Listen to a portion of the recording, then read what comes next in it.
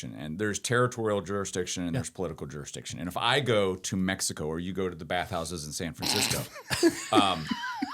you are under the territorial jurisdiction of wherever you're going. You have to obey their laws. I have to obey. I can't come back from that. I'm out of it. We're done. I have to obey the laws of Mexico when I'm on vacation there. Not that I would go there, the cartels these days. But I would have to obey their laws. But I'm not under their political jurisdiction. Right. I still have consulate protections, embassy protections. I'm a citizen of the United States. I'm not under their political jurisdiction. And the same thing is for anyone who comes here. If you come here from Mexico, if you come here from China, if you come here from Canada, you're not under our political jurisdiction. And that is what they were trying to get at when they were writing the 14th Amendment, that you must be a political, owe your political allegiance and be under the political jurisdiction of the United States of America at the time of your birth.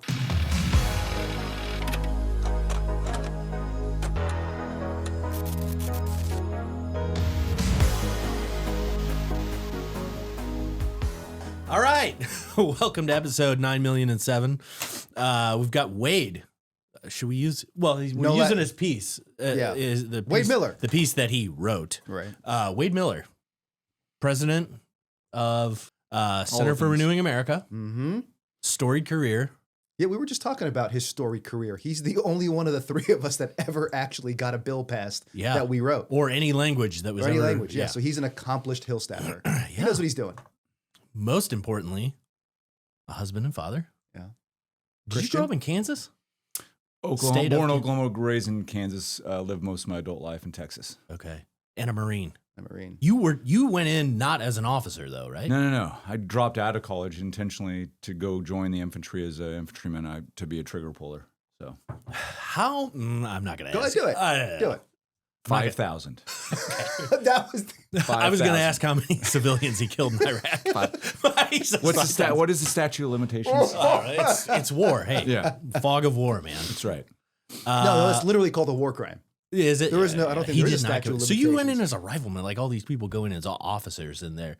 You went full, and you were saying beforehand that you went through boot camp at like in your early 20s. Yeah, 23, 24. Everyone else is like 18. That's right. Yeah, I was like past my going out days and just wanted to like relax on the weekends, and everyone else is like these 18-year-olds that just are wanting to just destroy everything everywhere, which is why you want to get them out of the United States as much as possible. Right. But it was great. Yeah, you were past your going out days. It's like, what do I do now? Do I cut my lawn? No, let's join the Marines. As an officer? No. The grand old age of 23. That's But you were still 5 years older than most of the guys you were with. Like a grandpa to them, Why are we here? You went to Iraq, right? Yeah, 3 times. Saw 3 times? Yeah. Didn't know that? I didn't know that. I knew you went at least once. Yeah, 3. So you actually were in the... And how long was each tour? I don't know if we're going to talk about birth tourism today, but how long was each tour? They averaged like 7 to 9 months each. I was a part of 2 MUs, Marine Expeditionary Units, and then 1 was a direct flight over. So we were outside of Fallujah. My last one, that was probably the hairiest one. We were in an area called Al-Karma, right outside of Fallujah. Wow. So they cleared out Fallujah, and all the bad actors went to the surrounding areas. And so then they sent Marines into the surrounding areas. Yeah. So that's what we did there. And how long were you in the Marines for? 5. 5 years and 3 tours. Is that pretty common? It was back then. For that era? Back then, it was very common. Yeah, absolutely. I mean, we spent more time deployed than training and everything. So, gosh, man, yeah, wild. I actually preferred deployment over training. Training sucked. It was hard work. Really, like deployment, it was actually got to do it. And it was actually in some ways easier, even though it was more violent. But So to put you on the spot, when you see somebody like Lindsey Graham, who's like a Naval Reserve officer, probably didn't go to boot camp, just went to OCS and learned how to salute in the different ranks. Like, what do you think of someone like that? I don't really think of. I try not to think about Lindsey Graham as much as possible. It's a very diplomatic answer. Well done. I mean, if you're an actual infantry officer, I think that's pretty cool. And there's a lot of officers in different fields. My brother-in-law was an air winger who just retired after 30 years, and I have a lot of respect for that. But generally speaking, there is a bias. If you're an infantry guy, you look at all the other jobs as kind of trying to get out of it a little bit. I get that. So, but I'm not saying that. I have a deep respect for everyone who puts on the uniform. Yeah. But except for Lindsey, tiny bit of that like lizard brain part of me, is like you didn't do the infantry. Yeah. You never fired your rifle. All right, we should probably get into what we're actually talking about. Wade wrote, in quotes, because you didn't write this. I know you didn't. Is that the Claude Although one or the Chat GPT version? I can't. That was on Chronicles, which is awesome. Mm-hmm. We love Chronicles. Citizenship means something. What does it mean? And can we also get into the creedal nation stuff? Because I know you have thoughts on that. Let's start. What does citizenship mean to you? Well, I didn't write it, so I don't quite remember what the best you read argument it, is. I hope, because your name's on it. No. Well, I mean, this has been a long-standing debate, and I think one of my problems is that in the last 60, 70 years, it's become this norm. And like, if you're born here, of course, it's baked into the Constitution. Right. George Washington baked this into his apple pies. I mean, whatever. Yeah. It's just as American as can be. It's baseball. It's everything. And the reality is it's just total hogwash. I mean, the historical part of this is, when they first started discussing this concept of the 14th Amendment, they were very specific. The person who wrote the amendment was like, hey, this will not apply to people born here that are foreigners. And he said it. Yeah. And then the other senator made very clear that this is about allegiance to the United States. So you're under the jurisdiction of the United States, meaning that you owe allegiance. And it's just totally ridiculous that if you just walk across the border that somehow magically your allegiance is to the United States of America. Right. And I ran this mental exercise. Like, what if the Chinese pulled up and dropped off 50 million pregnant Chinese women, like right in California? Yeah. And they have children a month later. Are those all citizens? And it's an absurd notion. It's an turns absurd out. notion. Yeah. I mean, a lot of the GOP and most of the Democrat Party would argue that, yes, of course. I mean, how dare you, make fun of Thomas Jefferson and George Washington and whatever by suggesting otherwise. And it's the opposite is the case. Those 50 million newborn Chinese children are just as American as you, me, and James. That's right. Absolutely. Well, me and Wade. Yeah. Yeah, that's right. That's right. Our last names don't end in a vowel, so we're American.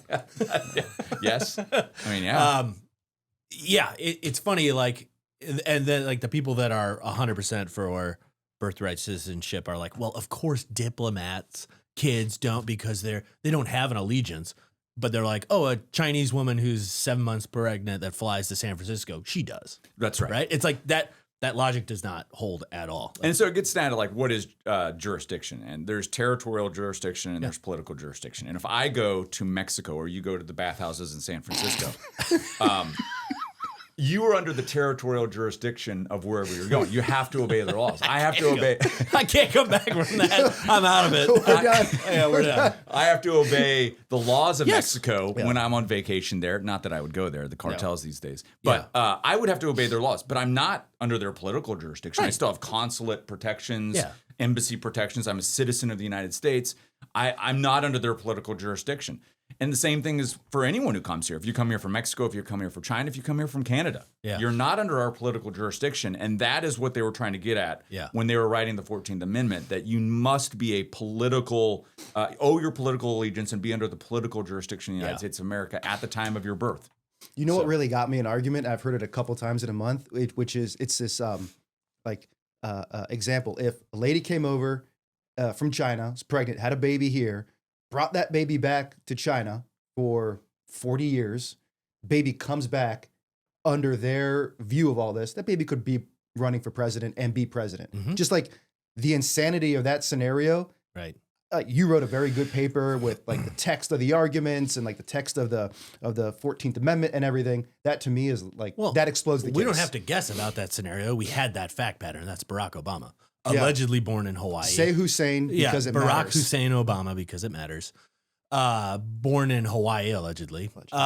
Raised in a madrasa in Indonesia, all over the place. Comes back, airdropped in, becomes president. So we don't have to guess, right? Who hung out with, admittedly, Marxists and communists in college and found them to be his, peer groups. I mean, he said it himself. I mean, that is the concern, is that you are allowing a loophole to exist where people who are not steeped in the culture and our traditions and whatnot could come into power. Yeah. Is it fair to even call it a loophole? Because the way you a loophole is when the law doesn't speak to a particular action, right? Like that to me is my definition of a loophole. This is just straight up people ignoring the law.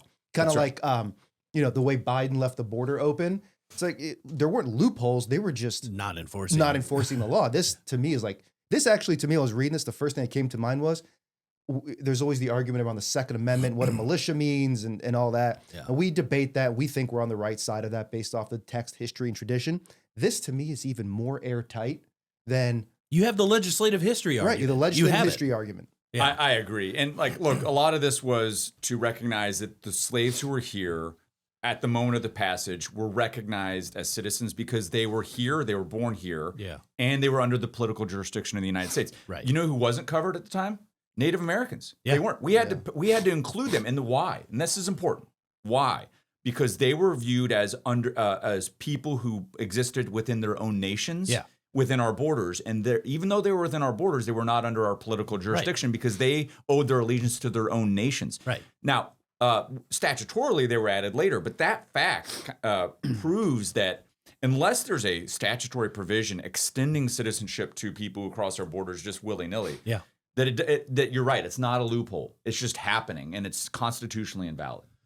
Yeah, well, the other thing I wanted to bring up, and I keep forgetting, especially after that bathhouse comment, that's all I can think of. Let's talk about that for a while. Is, dadgummit, now I've lost it again. No, this is not the norm. The way it has been practiced in the U.S. is not the worldwide norm. Like, just because you're born there, like if one of your parents isn't legally present or lawfully present or isn't also a citizen. And then there's a bunch of like Latin terms like jus soli and jus sanguinis. Yeah. Sanguinis is blood, soli is soil. Yeah. And that's the extent of my knowledge. That's all I know. And it's a little bit of all of these things, but with the critical condition of allegiance. Yeah. And someone who just crosses the border and has a child, there's no presupposition that the parents owe their allegiance and therefore that their own children will naturally owe their allegiance to the United States. And it's just an absurd argument. Well, that's interesting. That's what I was getting at with the jus soli, which is what they claim we have, is like you're born on the soil, you're an American, versus the sanguinis, which we don't do, and Americans shouldn't do it because we're not just like one race or whatever. It's like by blood, right? We don't do blood rights stuff here. We should be the hybrid, whatever that would be in Latin, jus, whatever allegiance is in WhoVersus.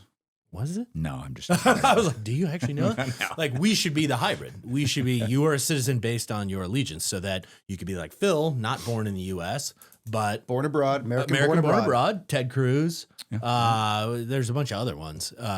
And it does cover McCain. That mixture, if you are, because his parents had allegiance to this country, even if you're born on like Okinawa on a base. You're on a vacation somewhere and you go into labor early. As long as your parents are full citizens and owe their allegiance to the United States of America, and they're not like moving somewhere abroad permanently, they're just happen to be somewhere else, then they're citizens at birth. That's all considered with what we're saying here, and they thought of that clearly. So when they drafted it, on that point, so this is the text and then the historical record, and then there's a question. So the text, as you write it, all persons born or naturalized in the United States and subject to the jurisdiction thereof are citizens. Then Senator Jacob Howard, who you say wrote the clause, or who did write the clause, says this will not, of course, include persons born in the United States who are foreigners, aliens, aliens, who belong to the families of ambassadors or foreign ministers. So you have a bunch of these quotes of the people who drafted it. I don't know, not to put you on the spot, were there people on the other side of this saying, hey, this is my interpretation of it. Actually, it applies to every Tom, Dick, and Harry that has a baby on our really, soil? not a lot, not definitive. All of the stuff that's pretty clear-cut would be in our favor. This isn't like the Second Amendment necessarily, though, either, where it was like there was no contra arguments on the Second Amendment. I think this one, there were some nuanced opinions, but I think what matters is the context of what the writers of the amendment meant and what its defenders argued it meant. Yeah. And then also the context of how it applied to Native Americans who are born in the U.S. and on U.S. soil, but not considered enshrined in this. And if Native Americans weren't included in this, then I sure as hell illegal aliens shouldn't be. Right, exactly. So, well, and context matters, right? This is one of the Reconstruction era amendments to the Constitution. What they were considering is we have all these emancipated people after the war. Like, what do we do with them? Are they Americans? And then the Native tribes. Those were the active issues. They weren't considering modern air travel where, 500,000 Eritreans can fly to Venezuela and walk through the Darien Gap up to America. Like, and I think if you had gone to them, was a thing for them, and said, in 1868 or whatever, and said, hey, if you're not clear about this, then in 150 years, Somalians are going to come here and defraud all of your federal programs. Right. I'm pretty sure they would have said, no, this will definitely not include them. Exactly. Case closed. Can I argue that in front of the Supreme Court, by the way? How do I do that? Yeah. Well, they did just argue this, didn't they? Speaking of the Supreme Court, can we talk about this Trump v. Barbara case? So I didn't know this, but the Supreme Court has never held that a child born to parents who are unlawfully present in the United States is automatically a citizen. That's right. So one, where the hell are people who are supporting this idea getting it from? And then tell us about this case. Like, what is it? So they've got Kim Wong-Ark as their main argument for why he's the leader of North Korea. That's right. That's right. Yes, I think it's the son of Kim Jong-un or something like Kim that. Wong-Ark. And so in that case, what they basically decided is that if you are, if you read it closely, all they're really saying is that if you're a lawful permanent resident, they don't use that because we didn't have that term. But the extrapolation of it is if you're a lawful permanent resident, then birthright citizenship should apply to you. I actually disagree with that. But even if you accept it, it doesn't apply. It does. It's not on illegals. point for purely illegals. No. Right? I mean, Kim Wong-Ark, this was in the 19th century case, right? Yeah. Or early 20th century. That guy couldn't just hop a jumbo jet and fly back to Korea or China or wherever, East Asia. He was here. He had intention to stay. He clearly demonstrated allegiance, like he was here, right? Or his family came here. They weren't going back. Right? And so now the arguments before the Supreme Court, and my concern is that it's just such a norm now, and we have, I think, some justices that are very friendly with norms instead of like, just what does the damn Constitution say? Like, we don't, if everyone was Alito and Thomas, and like, I'm hoping they're with us on this. If I'm wrong, then this comment will look dumb. But if everyone was like them, I think that we would win this. I have concerns about Gorsuch and Roberts and Amy Coney Barrett. And I don't trust that they're gonna. I think they're I think often too concerned. At least I don't know their inner brain, but weirdly enough, I'm not a mind reader. But I suspect that they are very often concerned about the way the court is perceived politically. Roberts clearly is. That was Obamacare. And so I am worried that they're gonna ignore everything that we've just covered here and just it's been done for 70 or 80 years. If that's a legal argument. When your sole criterion for selecting a Supreme Court justice for the last 40 years has been, would you overturn Roe v. Wade? You end up with people like Gorsuch. Just opinions all over the place, but like good on Roe v. Wade. It's like, sweet. Actually, Chronicles is, I think, in an upcoming issue going to be addressing this. And their basic thesis is, how do we get more Thomases? Because basically what we have is a factory of Federalist society that pushes out like run-of-the-mill, middle-of-the-road Republican establishment lawyers. And I think that's a failed experiment. Yeah, we got to start our own law school. William Smith School of Law. I always thought that lawyers were really moderate and squishy, especially Republican ones, because they're always looking at their next job. Like, if I do something too good in this job, I won't be able to go downtown. I won't get the good clerkship. Once you're a Supreme Court, a judge, like, you have nothing to lose. Well, literally nothing can happen. Look at Jeff Clark. I mean, Jeff Clark should be, if he wanted to be, like a partner in one of the top law firms in the country, private practice, and he should be making millions of dollars a year. He's not making millions of dollars a year, at least not that I'm aware of, because he worked for the president. And so if you are actually conservative and actually like try to push like constitutionalism and originalism, then private practice will block you out. And like if you're in the pipeline of lawyers and you see that, then you are incentivized to suck. It has a chilling effect. But these guys, they can't go anywhere from here. No. Right? At best, they're in their seats until they die. Yeah. So there's no threat. There's no incentive. I won't even get to go on the squish lecture out. circuit. So like it's baffling. Yeah, if you spend all of your time also like trying to how do I get John Curtis to like me so that he'll approve me as a federal judge, then we're screwed. I mean, that's the standard. Then the judiciary is going to be terrible. Well, and what's worse with lawyers is Jeff Clark's a perfect example. Doing the right thing and getting arrested in his underwear by the FBI and getting perp walked with all CNN there. But like lawyers as a professional practice are self-policing. Yeah. By the way, remind me if we're ever getting arrested, just might as well open the door nude. Just go all the way. Right. You know, make them earn it. Yeah, make them earn it. Definitely make them earn it. Yeah. You want to hear a funny lawyer joke? Maybe not so funny. You know, there's a lot of lawyers in the world. Yeah, there are. If you laid every lawyer in the world end to end, that would be a good thing. That's good. That's good. All I was going to say is that they're self-policing, right? Through the American Bar Association. If you do something not even like overtly patriotic, but just serving in the Trump administration, they will hammer you and try and get you pull your license through ABA complaints. Yeah, the DC bar is weaponized. I mean, I was really happy to see that the DOJ is dropping the hammer on them and going after them to put an end to it. Yeah. It shouldn't have to happen. I mean, those entities should be self-regulating on these types of issues. But so, what's the status of Trump v. Barbara? Like, where is it right now? You're saying the Supreme Court should take it up, but it's just don't they have till the end of June to release these opinions or something? Yeah, I mean, the oral arguments have occurred. We're just waiting for them to put out a holding on it. So we'll see. Fingers crossed. If it doesn't happen, then we should have an episode on militias and what we need to do to take this country over, That's the point of this whole show. Your lips to the FBI's ears. That's right. Militia. We didn't actually talk about birth tourism, and I think I've told this story before, but it's incredible. When I was Judiciary Counsel for Senator Vitter, we had the Birthright Citizenship bill, ending birthright citizenship, clarifying that subject to the jurisdiction thereof means what it says. And I was doing research on birth tourism, which, if you don't know, is like a pregnant person, typically from China, finds it a good idea to have their child born in America. So that is a citizen. They can then bootstrap into citizenship here through the family chain migration. They also can park money here much easier. Chinese people love to put money in America because we won't steal their money. China could steal their money if they go afoul. So I was doing research on it, and I found a Chinese cartoon that explained in pictures birth tourism. It's ridiculous.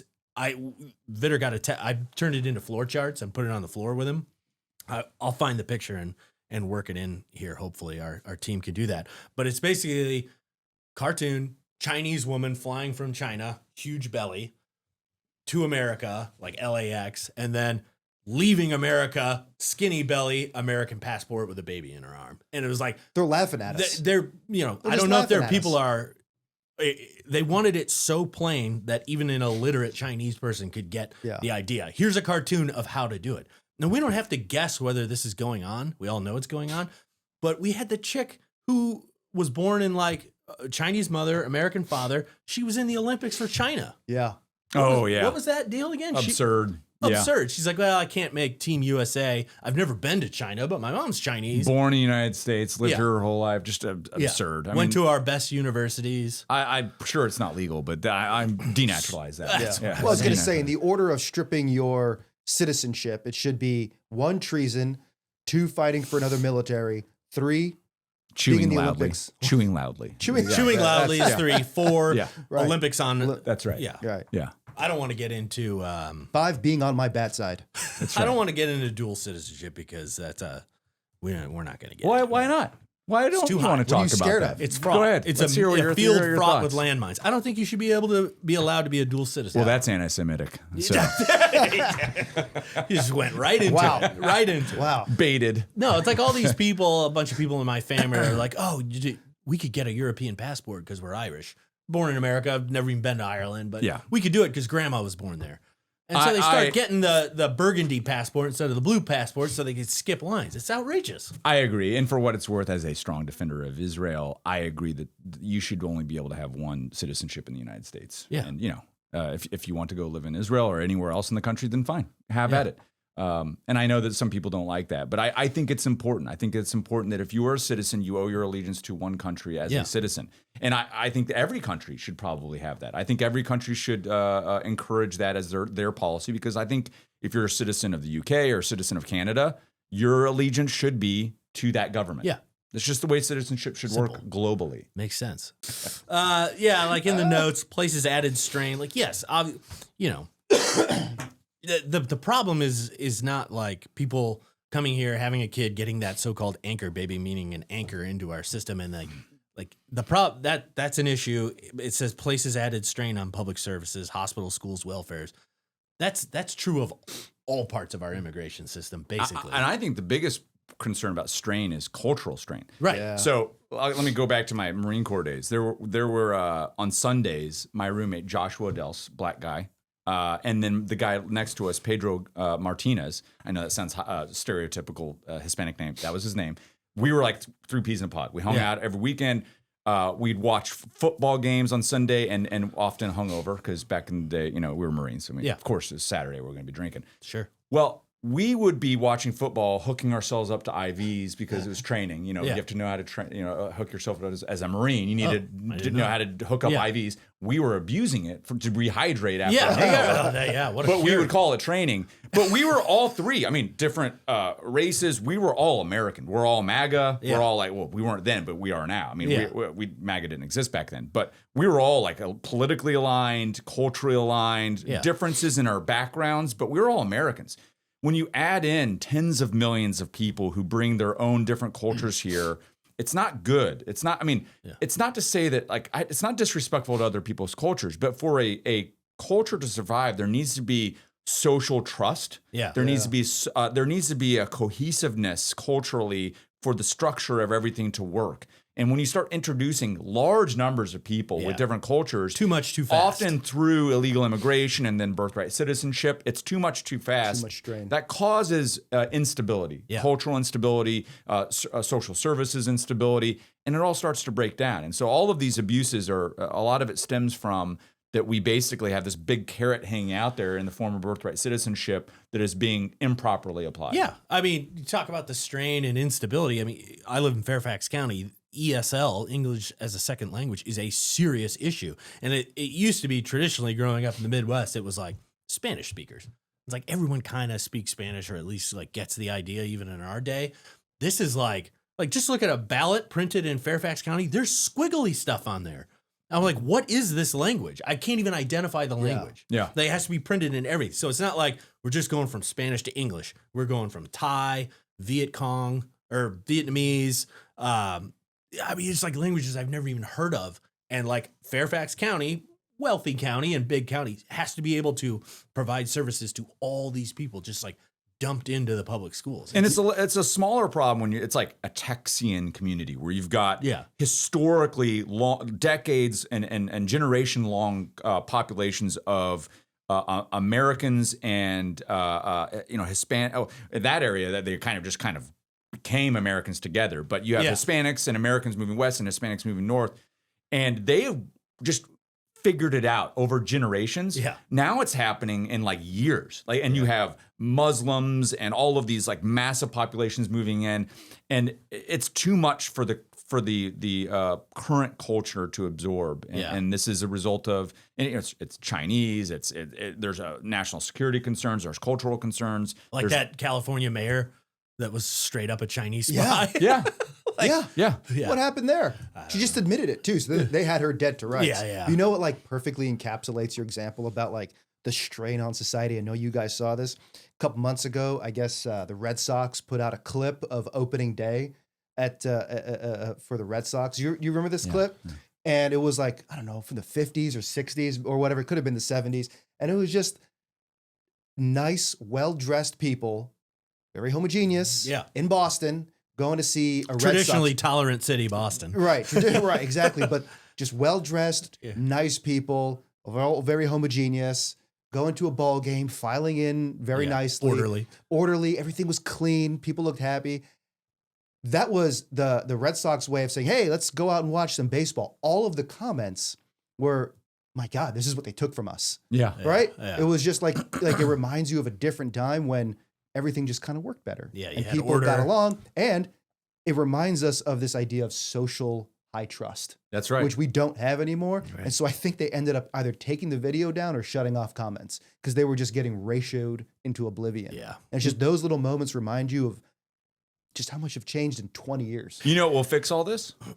Allah and all of these mosques will fix all of it. Yeah. So just submit. Yeah. Yeah. And, just and that's the submit. solution. I learned how you sign language, the word mass deportation. Either of you guys know? No. So this is really it.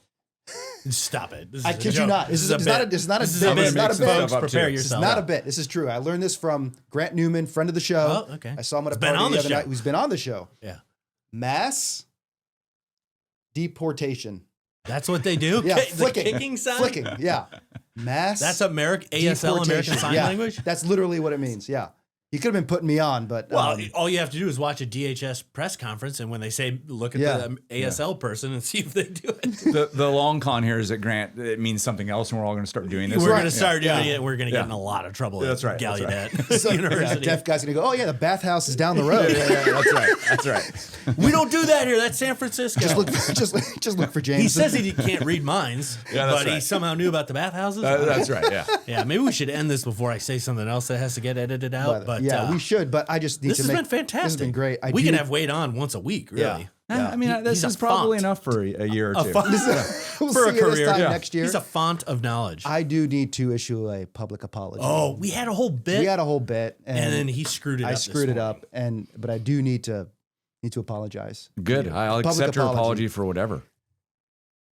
2 years ago, you lent me your dethatcher for my front lawn. For those of you who don't know, a dethatcher is a tool that Spinning churns up the drum with, grass. like, tines Because on I was it. replacing all of my grass, and Wade was kind enough to let me use his dethatcher. That was 2 years ago, Yeah, and it's still sitting in my garage. Phil's one of those people. Yeah, and that's the ironic part is if somebody borrows one of my tools, You I will hound them. I will always let them borrow it, but if I don't get it back in 72 hours, it's like, well, this guy's clearly left town with all my stuff. So I feel really bad So about the that. original bit was to have it here under like That would be kind of a amazing. blanket and Yeah. do that a grand reveal like I you won a cannot- prize. I feel- Remember the conversation about high trust society? Yeah. yeah. He's why we can't have nice things. That's why we can't have nice things American in born abroad. American born Yeah, abroad. that's right. So you do the math, folks. Yeah. The vowel in the last, but at the end of his Ending last in a name, vowel. he's Yeah. not a citizen, really. Yeah. Basically not. We'll check. Anyway, this is my penance, is my public acknowledgement of what a. This is public land acknowledgement. Yeah. Yeah. Yeah. Anyway, Let's not get into that topic. what are we doing? Are we I ending don't know, it? this is great. Wade, Thank you, you're Wade. the best, man. Check out Chronicles. Yeah. Citizenship means Center something. for New England America now owns Chronicles magazine, right? Correct. Or is it through either way? Chronicles is awesome. I did a We're going to be doing a Wade Miller swimsuit issue, so That's- you have that to look forward to. this July, folks. That's right. I did like a Wikipedia search on Chronicles because I wanted to know the history from Wikipedia's perspective. Top line, far right, neo-Confederate, blah, blah, blah. I was like, oh, this magazine sounds great. Because it was like in a direct hyperlink to SPLC. Yeah, a lot of it is Does just. Chronicles get SPLC money? I mean, I'll look into it. they did unite the right, I'll fill so- out whatever grant submissions Yeah. we need to do to get their money. Are you racist? Yes. Here, SPLC gives you a check. Obviously, if you write anything right of center, the SPLC is going to say you're neo-Confederate. We're all Nazis and neo-Confederates according to the SPLC. So. That's exactly right. Yeah. Like Jeb Bush would be Oh, yeah, that's right. be That's right. considered a neo-Confederate by them. So Yeah. All right. Thank you, Wade. Thanks, Wade. Thank you.